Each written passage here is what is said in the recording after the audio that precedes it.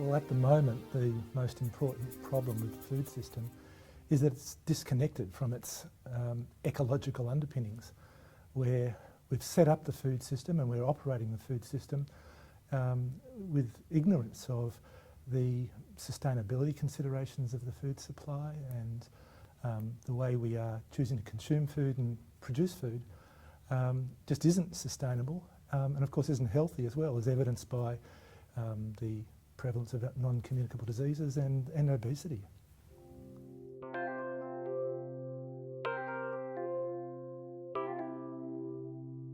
Academics have a very important role to play to influence or to try and solve the problem. Two priority areas would be, of course, around research. So developing a more food systems type approach to how we respond to these problems. And for example, this might involve developing program logic models. So we map out the nature of the food system and we start identifying leverage points in the system where we could intervene to transform the food system so it is promoting healthy and sustainable diets.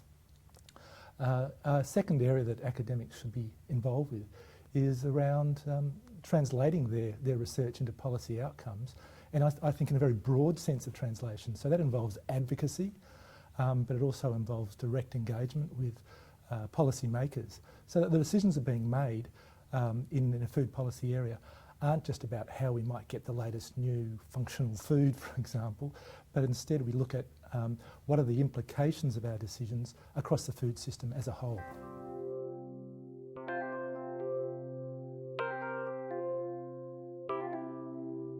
Well, civil society has a very important part to play, of course. So civil society should be looking at working with the researchers. It's a collaborative effort there to support the research that's happening and acting on that research. And in particular, trying to work with the promoting food literacy skills of people and competency, so that the ability of people to follow a healthy and sustainable diet and model, if you like, the policy recommendations coming out of the research can be put in place. We're seeing time and again that the literacy of people towards food knowledge, towards skills in preparing and shopping for food and so on are diminishing. So if we can, if civil society can work to reverse that trend in collaboration with academics, will go a long way to at least putting a platform in place from which we can strengthen actions into the future.